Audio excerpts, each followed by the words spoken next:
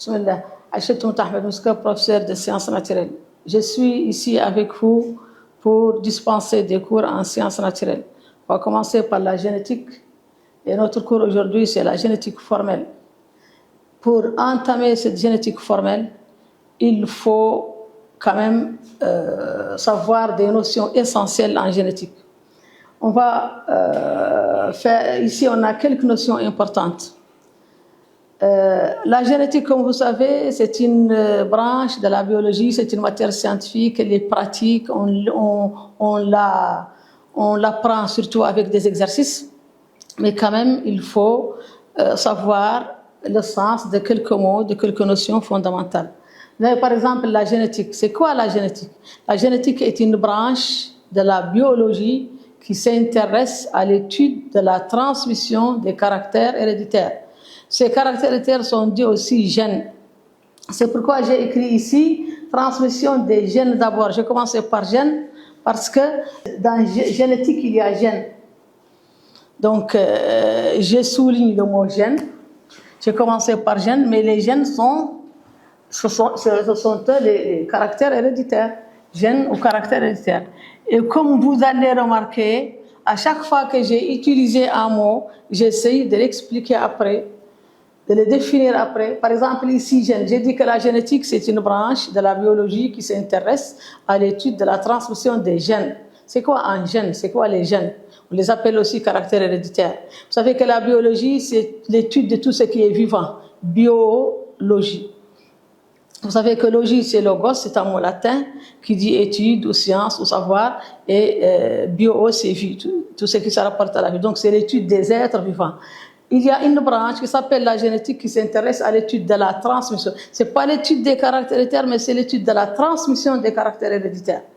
Donc, on va essayer d'expliquer, de définir le mot gène.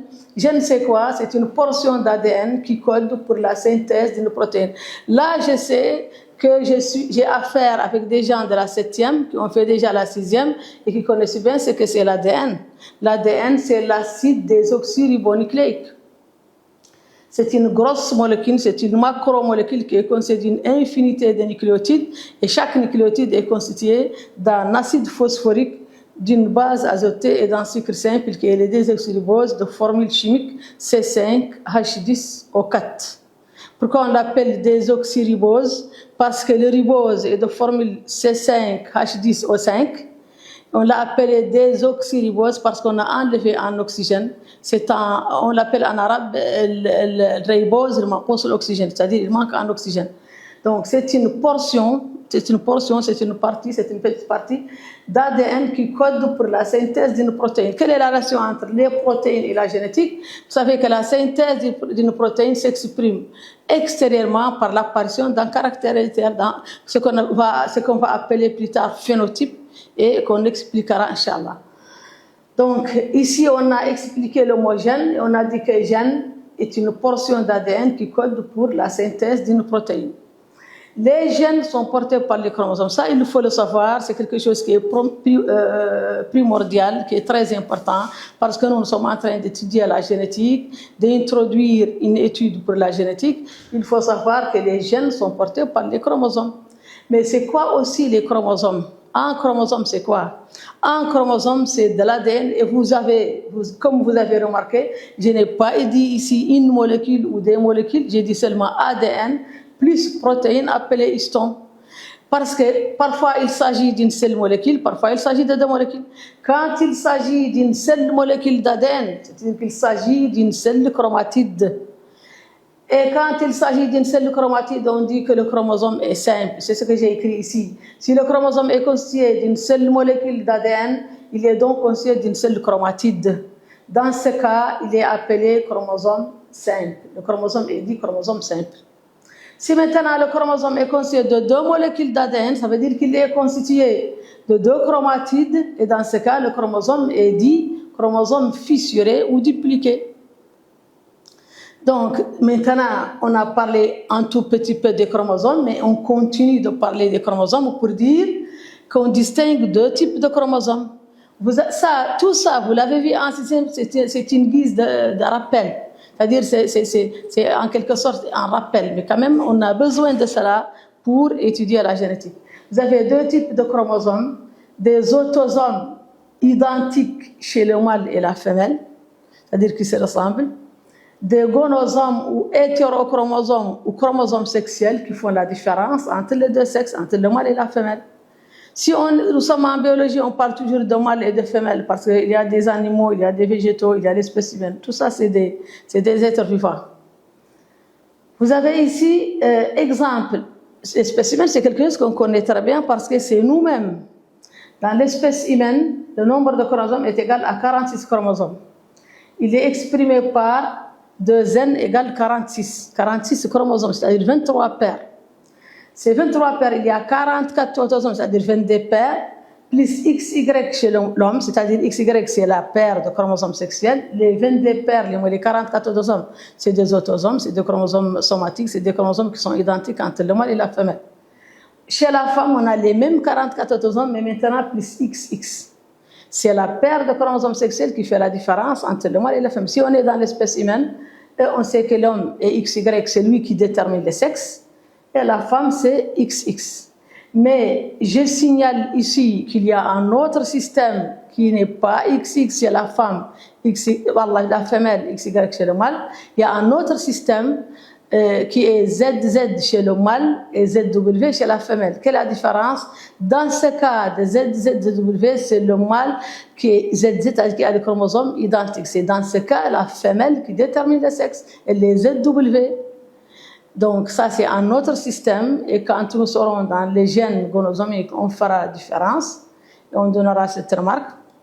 On aura aussi l'occasion de parler de 4 systèmes différents de déterminisme sexuel, parmi lesquels on a XX chez la femelle, XY chez le mâle, ZZ chez le mâle, ZW chez la femelle. On a deux autres systèmes qui ont l'abeille qui est 2N chez la femelle et N chez le mâle, avec les criquets aussi, où il y a un chromosome sexuel qui manque chez le mâle. Vous avez ici, ça je sais que vous le savez, vous l'avez vu en 6e, c'est une petite remarque, c'est un petit rappel. Vous avez ici, si les gènes maintenant, une fois qu'on a su qu'il y a des chromosomes appelés autosomes et d'autres appelés gonosomes, maintenant on va faire une autre remarque qui met en jeu ce qu'on vient de dire. Si le gène est porté par une paire d'autosomes, il s'agit d'un gène autosomique ou autosomal. On dit autosomique ou autosomal, c'est la même chose. Et ça, c'est très important parce que quand on va résoudre un exercice de génétique, il faut savoir est-ce qu'on a affaire avec un gène autosomique ou un gène gonosomique. Vous avez ici, si le gène maintenant est porté par la paire de gonosomes, il s'agit d'un gène gonosomique ou gonosomal. Dans ce cas, c'est ici, pour les gènes gonosomiques, qu'on fait cette différence. Si nous sommes dans le système XX, XY, c'est-à-dire XX chez la femelle, XY chez le mâle, c'est le mâle qui détermine le sexe. Si nous sommes dans l'autre système qui est ZZ, ZW, c'est la femelle qui détermine le sexe parce qu'elle a deux chromosomes sexuels différents. D'accord? Donc, une fois qu'on a fait cette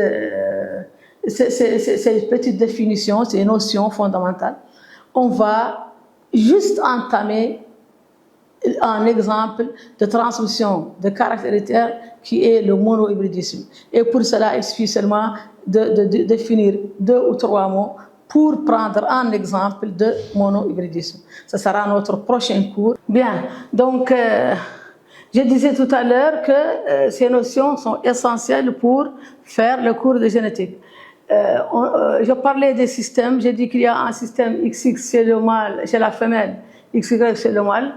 Il se rencontre chez tous les mammifères et les drosophiles. Et dans ce cas, c'est le mâle qui détermine le sexe. On a besoin de cela quand on a un gène gonosomique. Quand on a un gène autosomique, on n'a pas besoin de cela.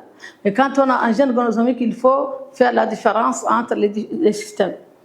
Ici, il existe un autre système, ZZ chez le mâle et ZW chez la femelle. Ils se rencontrent chez les oiseaux et les papillons. Quand dans un exercice, on vous dit chez les papillons ou chez les oiseaux, on vous dit chez le pigeon ou chez la poule, ou chez ça, il faut savoir que vous avez affaire à un oiseau et que si les gènes gonosomiques, vous allez utiliser ZZ et ZW et vous allez mettre ZZ pour le mâle et ZW pour la femelle. Et dans ce cas, c'est la femelle qui détermine le sexe parce que c'est elle qui a deux chromosomes sexuels différents, ZW. Parce que le mâle donnera toujours Z, mais c'est la femelle qui parfois donne Z. Si elle donne Z, il sera un mâle. Si elle donne Y, il sera une femelle. Comme dans le système XXY, si le père donne X, ce sera une fille. S'il donne Y, ce sera un homme, un garçon. Bon, on va essayer de finir juste ces mots qui vont nous servir, parce qu'il y a d'autres mots, mais je ne peux pas alourdir votre cours, parce qu'au fur et à mesure qu'on fera les exercices, on va savoir le sens de ces mots. Et mieux vaut les savoir au cours de l'exercice lui-même. Mais quand même, on a besoin de savoir qu'est-ce que c'est un monohybridisme. Dans les scientifiques ont toujours besoin d'avoir de savoir le sens, de comprendre le sens du mot à partir de son étymologie. On a ici mono-hybridisme. Mono-hybridisme, c'est-à-dire qu'on a mono veut dire un, mono veut dire un. Hybridisme, hybridation, croisement. Donc c'est l'étude de la transmission d'un seul gène, ou bien on peut le définir autrement en disant que c'est le croisement de deux individus de la même espèce. Il faut qu'ils soient de la même espèce, mais différents par un seul gène. Nous, ce que nous poursuivons, c'est la transmission d'un seul gène. Ça, on l'appelle monohybridisme. Si on poursuit la transmission des gènes, on parlera de dihybridisme. Et on a parlé ici d'espèces, donc il faut qu'on explique c'est quoi une espèce. Dans le temps, la définition d'une espèce était beaucoup plus lourde et beaucoup plus difficile, parce qu'on tenait compte de 3 critères différents. On dit critères morphologiques, critères écologiques, critères physiologiques. Maintenant, la définition avec les progrès techniques est devenue beaucoup plus simple, en disant qu'une espèce est un ensemble d'individus qui ont le même nombre de chromosomes. Ça, comme l'espèce humaine, par exemple, comme on dit par exemple dans les animaux, par exemple, on a les chiens ou les chats. Dans les plantes, on a par exemple l'oignon, on a le tabac, c'est-à-dire chaque espèce est maintenant définie par le nombre de chromosomes. Mais il y a un mot qu'on utilisera souvent, race. La race, c'est sulala en arabe. Dans une espèce, il y a plusieurs races. Ça, on le verra, Inch'Allah. Dans notre cours prochain, on va commencer directement par l'étude de la transmission d'un seul caractère qui est le monohybridisme. Et à travers cela, on saura tout, Inch'Allah. Je vous souhaite bonne chance. J'espère que vous avez tiré profit de cette leçon. À la prochaine, à la leçon prochaine, Inch'Allah.